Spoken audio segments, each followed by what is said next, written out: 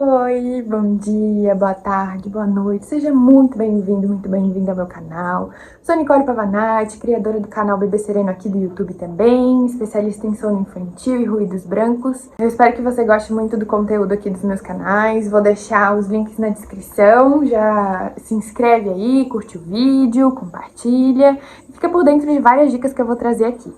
Nesse vídeo eu vou trazer coisas bem inéditas sobre a minha gestação, sobre tudo que aconteceu, muita coisa que eu pesquisei e não encontrei em lugar nenhum. É uma coisa muito singular que cada mulher vive durante esse processo lindo e maravilhoso que é a gestação. Então fica aí comigo até o final, não sai daí!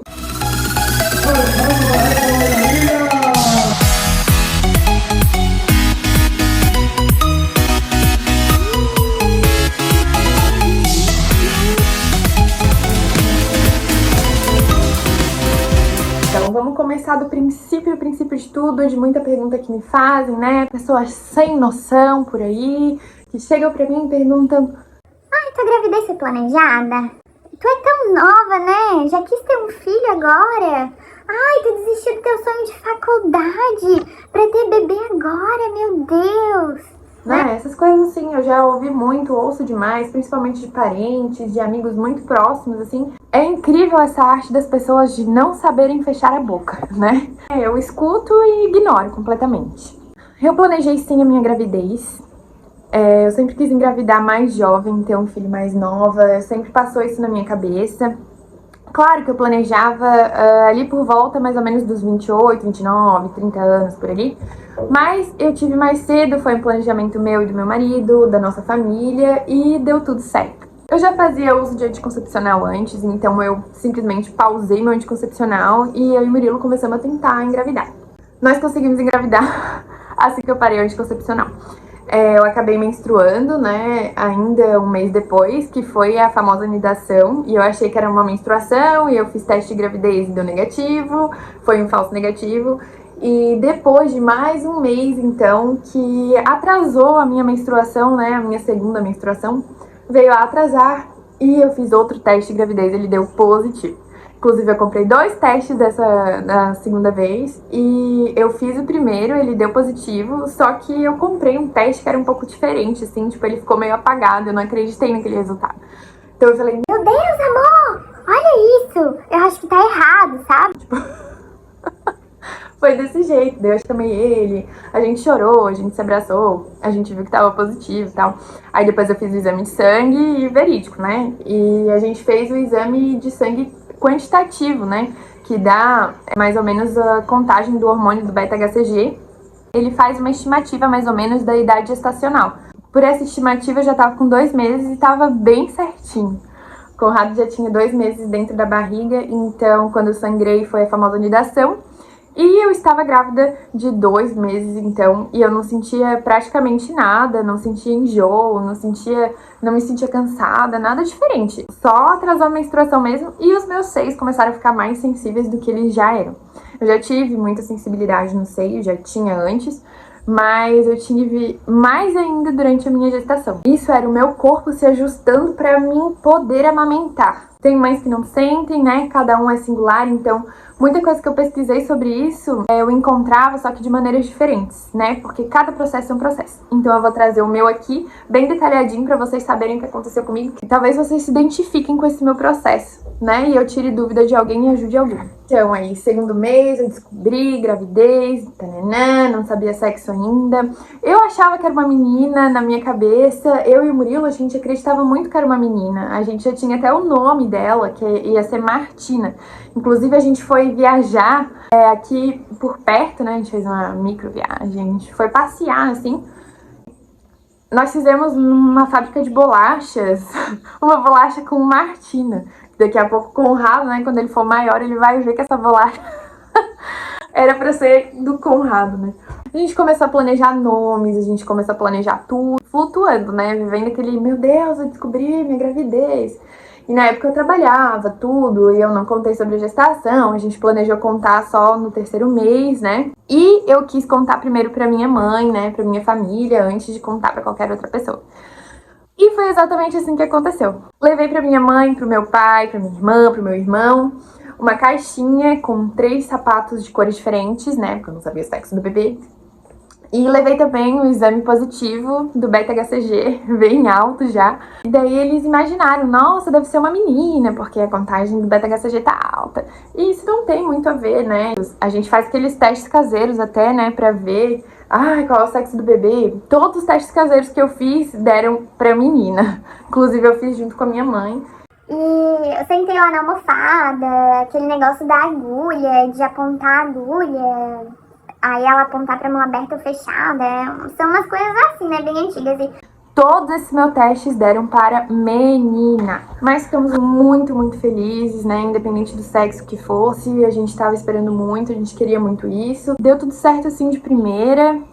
Aí eu procurei obstetra, tudo, pra começar meu pré-natal, né? Deu tudo certo. A gente ia lá saltitante pra olhar o ultrassom. Todas as vezes que eu fui fazer ultrassom, eu ficava super preocupada, porque eu sou da área da saúde, então eu já vi muita coisa. Eu já trabalhei no UTI neonatal, eu já via muita coisa, então eu ficava muito preocupada.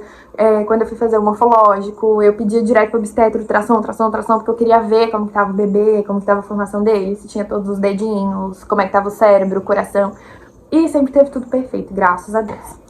Até então, tudo ótimo, maravilhoso. Daí começa aquele monte de exame de sangue, começa o ultrassom, né? Os primeiros são transvaginais, depois ele vai evoluindo para o ultrassom mesmo externo, né? Que passa na barriga da mãe. Só que tu tem que ter uma idade gestacional um pouquinho mais avançada pra gente conseguir ver alguma coisa, né? Senão é só intraútero mesmo. E aquele monte de exame, o exame da glicose. O meu exame da glicose, né? Daquela curva glicêmica que eu fiz, eu tomei, eu tive um pouco de enjoo, mas eu não vomitei, consegui coletar. A primeira amostra eles tiram antes de tu tomar o líquido, aí tu toma aquele líquido super doce, né, em jejum. E depois de 1 hora eles coletam mais uma amostra de sangue e depois de 2 horas outra, né, 2 horas da primeira. E assim vai, né, fiz um monte de exame de urina, fiz um monte de exame de sangue e é assim, né, tu vai conferindo como que tá, pra gente fazer a nossa suplementação, né, isso é muito importante, o ferro, ácido fólico principalmente, pro bebê crescer saudável, pra ele se desenvolver, né, todo o tronco encefálico, toda a medula, todos os ossinhos, tudo direitinho. O meu exame da toxoplasmose deu negativo, né, deu não reagente. Então, o que acontece? Eu tinha que cuidar pra mim não ter contato com esse protozoário, né? Muita gente diz que ele é do gato, né? Mas não é bem do gato. É só do gato quando está contaminado. A gente não pode se arriscar a mexer nas caixas dos gatos, né? A caixa de fezes, de urina do gato. A gente não pode manipular aquela caixa de areia. A gente não pode mexer muito no bumbum do gato, né? Enfim. Mas acariciar um gato, cuidar do gatinho, né? A gente pode continuar tendo contato com o gato, sim. Isso não tem nada a ver, claro, desde que tu lave bem as mãos, né, e tenha a tua higiene adequada. Enfim, deu negativo para toxoplasmose, então eu tinha que lavar, né, além de tudo isso, de poder vir do gato, né, da caixa de areia do gato, das fezes da urina do gato, também estava exposta a esse protozoário pela terra, né, ele vem assim do chão. Então eu tinha que lavar muito bem todas as verduras, as frutas, higienizar tudo, ou comer sem casca, né, por causa desse perigo mesmo da exposição da fruta a esse protozoário. Eu fiz crossfit durante toda a minha gestação, praticamente, quase toda, na verdade. Quis continuar porque eu já era ativa antes, isso é muito importante, e eu sempre falei com a minha obstetra que eu não queria, né, começar pilates, ir lá na bola, eu não tinha muita paciência pra isso, eu não tinha muita paciência pra voltar pra academia, pra ficar lá, tipo, esse não é meu perfil, eu sou uma pessoa mais agitada, eu sou mais do crossfit. E eu gosto mais dessa modalidade de esporte, né? Então eu fiquei no crossfit, minha obstetra deixou, claro, com algumas restrições, né? Eu não podia pular, não podia correr na rua pelo risco de eu cair. Não era nem pelo risco de, pegar peso, não tem nada a ver. Claro, tu tem que pegar um peso menor, né? Pra não forçar teu assoalho pélvico e tudo mais. Tudo depende do tempo que tu tá exposta ao exercício e do teu condicionamento físico, né? Então, eu fui sempre supervisionada, né, pelos meus profissionais de educação física lá que cuidavam de mim, pelo meu marido, por mim. A gente sempre se cuidou bastante durante todos os exercícios que eu fazia. Eles monitoravam vários exercícios que, tipo, todo mundo fazia, com a barriga no chão, abdominal, dependendo da minha idade gestacional. Vinha lá o profissional de educação física, né, o coach, e ele me ajudava a fazer um exercício diferente. Então todo mundo fazia um exercício, eu fazia um exercício diferente. Exercício de ginástica, de barra, né? Eu fazia também tudo adaptado. Tudo na adaptação para iniciante ou antes disso, né? Depois das minhas 30 semanas eu já não conseguia mais fazer exercícios de ginástica muito bem, eu já sentia desconforto. E era uma coisa estranha, assim, na minha barriga. Então eu decidi parar de fazer exercícios da barra. Eu também já não ficava de cabeça para baixo, na parede, né? Fazer handstand push-up. Não subia na corda de jeito nenhum, né? Pelo risco de queda muito alto. Tudo isso eu não fazia. Durante a nossa gravidez, a nossa estabilidade muda muito. Eu percebia muito isso, tipo, eu me desequilibrava mais fácil, a gente cai mais fácil, porque o centro de gravidade do nosso corpo tá mudando, né? O nosso quadril tá aumentando.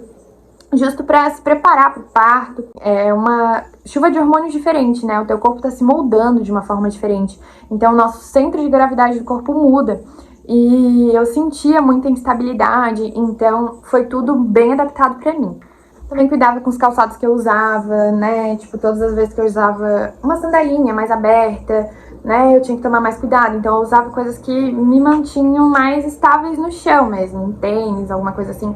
Eu peguei aquela fase de dezembro, né? De janeiro, que é aqui no sul, né? É muito calor. Então, no meu trabalho, eu também mudei de horário para conseguir ter um horário mais fresco para trabalhar. E tudo isso me ajudou bastante, então, no desenvolvimento de toda a minha gestação.